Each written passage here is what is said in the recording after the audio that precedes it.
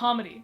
Comes in all sorts of formats. You got something for everyone. You got your stand-ups, your sit-downs, your sitcoms, your rom-coms, your Instagram comedians. But of course, with so many formats and genres, it's only normal that comedy is subjective. There's some stuff that other people might find funny that I think is trash, or some stuff that I find funny and I'll block everyone who disagrees. But today, I'm here to talk about some influential and inspiring female comedians. Don't get me wrong, I'm here for the John Mulaney's, the Jerry Seinfelds, a little bit of Bo Burnham here and there, but if I asked you to name 5 good female comedians, could you? Okay, so as I'm editing this, I feel like that claim was kind of condescending, so I asked a few of my friends, and they kind of proved my point for me, so back to the video, I guess. So my goal with this video is to introduce and analyze some of my favorite and least favorite female comedians. Talk a little bit about what some of them did right, what some of them did wrong, and what they brought to the comedy world in general. Hopefully you can take away a few good names, or maybe even learn something about comedy itself. Now I hear what you're saying. What makes you so qualified to judge what's funny and what's not? Absolutely nothing. Let's go. I mailed ya! Fannie Brice. Now she's considered to be the first ever female comedian, and I'd never heard of her until I started doing my research for this video. So she was mostly popular in the 20s and 30s for her singing, but also for her comedy.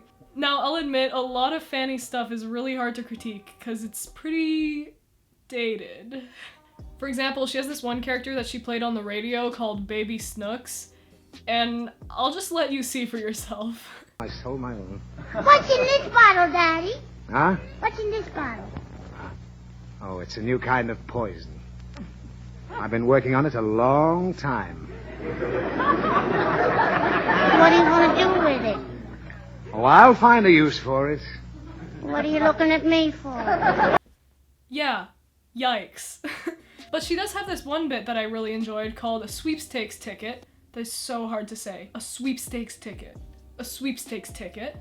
Called a sweepstakes ticket. I can't do it. It's a pretty basic slapstick. The plot is that she and her husband are trying to get back a winning lottery ticket that their landlord somehow got a hold of. And the timing is great. She definitely has the skills to be a physical comedian. Her facial expressions and movements fit right into that 30s comedy niche. And it's almost like choreography, the way that she can bend her body and move around. It's pretty interesting. And it's really groundbreaking to see a woman of that era put herself out there and be so openly absurd, just trying to make people laugh. I mean, of course she got a pass, because she could also do this. When he takes me in his arms, the world is the... But still, kudos to her. I mean, watching her performance, it's pretty apparent that she was a huge inspiration to future comedians. Especially this next one coming up that I really hope you recognize. The answer to all your problems is in this little bottle. Vitamita Benjamin. Lucille Ball. Absolute queen of comedy. Honestly, she's one of my biggest inspirations. I would go as far as to say that she is one of the most influential comedians of her time, man or woman. Her big claim to fame was her hit TV show in the 50s, I Love Lucy, which then became The Lucy Show, but we'll talk about that later. The most popular skit from I Love Lucy is probably the Chocolate Factory episode. So in the episode, Lucy and her best friend Ethel, played by Vivian Vance, are working in a chocolate factory.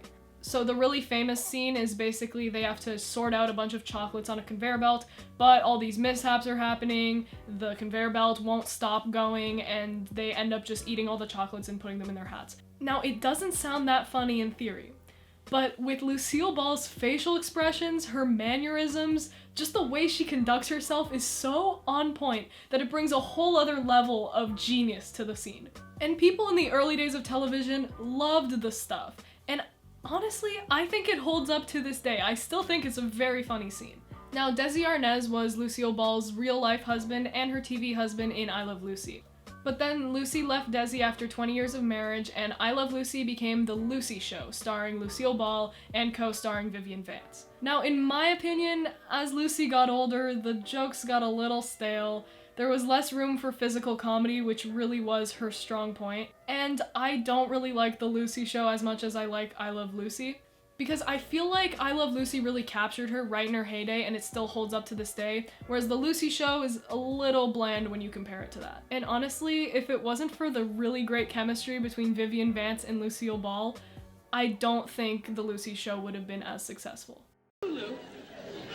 She tried to warn me, but I just wouldn't and change brands. Carol Burnett, popular in the 60s and 70s, but is still a pretty big household name to this day, I would say. Now, she was another female comedian with her own TV show, creatively titled The Carol Burnett Show. And I might be a little bit biased towards I Love Lucy, but I don't think this show holds up. But I still do want to talk about Carol Burnett because there were a lot of aspects in her show that were really different from I Love Lucy that brought a lot of innovations to comedy. So while I Love Lucy and The Lucy Show were super scripted and clean cut and edited, the Carol Burnett Show was not.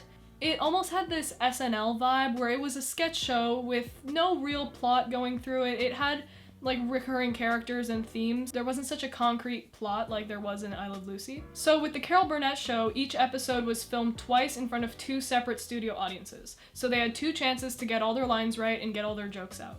And a lot of the time, they would mess up both times, and so it would air with the mess up. And although that might seem like a flaw to some people, I think it's the best part of the show. Seeing the actors laugh at their own jokes along with the audience is honestly pretty funny, and it adds a lot of authenticity to the show that you wouldn't have in I Love Lucy. And obviously this can be overdone and get annoying, but I feel like these comedians are skilled enough to know when's the right time to break character and when it's okay to take away from the punchline for the actual laughter. And something I wanted to mention about I Love Lucy and the Carol Burnett Show is that this is the first time we're seeing comedy that was tailored towards women, which in this case is pretty cool because back then a lot of comedy was made just for men specifically, and it was probably nice to relate to something as a mother or as a housewife for once. But this pandering of the comedy towards women can be done very wrong, especially in modern day, so we're gonna talk about that a little bit later. And these next 2 that I'm gonna be talking about actually admitted that Carol Burnett was a huge inspiration to both of them growing up. Sarah, why are you crying? Because I think I'm a terrible person. I'm lesbian. So I feel like there's a lot of this one brand of comedian where everyone knows them from that one sitcom they were in, but they also do stuff on their own. I had lots to pick from. There's Mindy Kaling, The Office, there's Chelsea Peretti, Brooklyn Nine-Nine, there's Aubrey Plaza, Parks and Rec, heck, even Zoe Lister-Jones from Life in Pieces. But the ones that really stuck out for me in terms of innovative comedy were Amy Poehler and Tina Fey. Now, Amy Poehler is just hands down one of my favorite actresses ever. I mean, Leslie on Parks and Rec was just perfect casting. And come on, Tina Fey with 30 Rock, Mean Girls, her time on SNL, both huge names and very funny women on their own. But I put them together in this video for the same reason the Golden Globes keep making them host together. Alone, they're good comedians. But as a duo, they're amazing. Their movie Sisters, which came out in 2015, really showcases their individual brands and how they play off each other so well. And I always think it's something really special when you can tell that the characters you're seeing on screen are probably just as close in real life. I really can't wait to see more content of both of them in the future. That's great. Oh, look, there's a banana in my pocket. Have a bite. Everyone rise for the Canadian comedy part of this video. Okay, so real quick, because I'm Canadian, I just need to show some of my favorite Canadian comedians. First up, we got Mary Walsh and Kathy Jones, a couple of absolute Newfoundland treasures. They started out on the sketch comedy show Codco in the late 80s, and have been doing character-based comedy together ever since. You might know them from This Hour Has 22 Minutes, which is basically Canadian SNL. And they're funny as shit, and they have been for years, so go check them out. Next, the Baroness Von Sketch Show. This is another sketch comedy show run by 4 amazing, incredibly talented women, and I have not missed a single episode ever since the show started. If you like short-form sketch comedy, please go check it out. It's free on cbc.ca. And last but not least for our Canada corner, we've got Working Moms. Okay, so this one might not be for everyone, but I personally really enjoyed it. It's for the most part a comedy series, but it has some really touching moments and deep themes and very well-developed characters. It's about 4 moms who each have full-time jobs and lead very different lives and experience motherhood in very different ways. And I believe it's actually on Canadian Netflix, so if that interests you, go check it out. Okay, that's it for Canadian comedy, but now let's hit up Australia. It was written, well before even women were funny. Hannah Gadsby. Okay, so I've heard a lot of different opinions on Hannah Gadsby.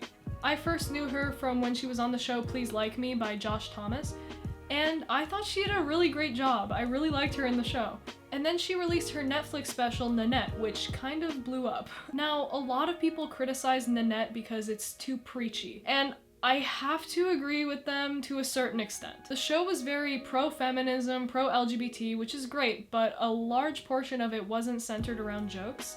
And at times it almost felt more like a TED Talk or like an inspirational monologue type thing. And in terms of motivational speeches, she did great. It was a fantastic speech. And it would have been a really great show to see if I hadn't been expecting a comedy special. But her next comedy special, Douglas, that's what made me fall in love with her. Now, what's really special about Douglas is that I feel confident calling it a comedy special because I laughed the whole way through. But she has this way of weaving in these really important messages and really deep topics and opening up about her autism without making the show seem too heavy. This show proved to me once and for all that Hannah Gadsby can be really funny without preaching about social justice. Oh, wow, it's heavy. Oh! Ooh, hot take, hot take, hot take. This is the best one on the list. I've said it before and I'll say it again. Phoebe Waller-Bridge is a genius. Like, what can I say? Fleabag?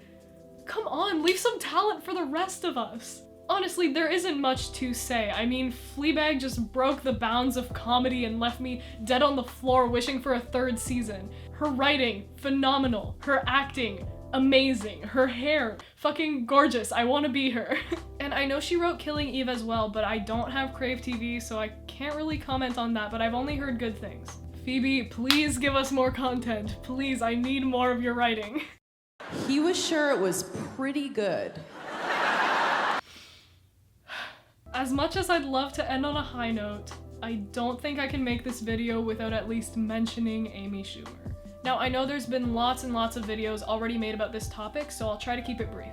Now, without talking about her joke stealing and her complete lack of self-awareness, Amy Schumer's comedy is not only unfunny, but it's also incredibly damaging. And the fact that when I say female comedian, a lot of people's minds jump to Amy Schumer is incredibly upsetting to me and was actually the inspiration for me to make this video. Amy, I need you to listen to me. Constantly making jokes about how fat and how ugly you are is not making people laugh. What you're actually doing is you're teaching girls that it's normal and that it's quirky for them to hate their own bodies. Making people around you uncomfortable is not funny.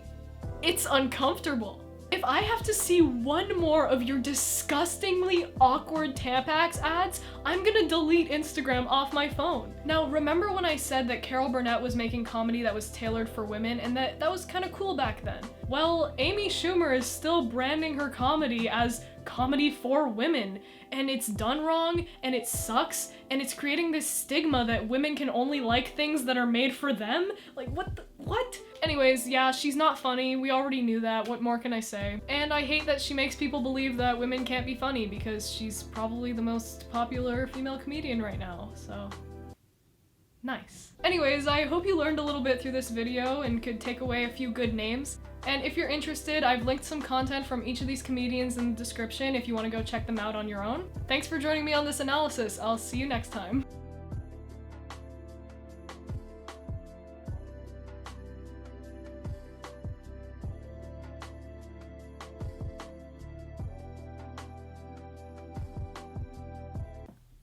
Yeah.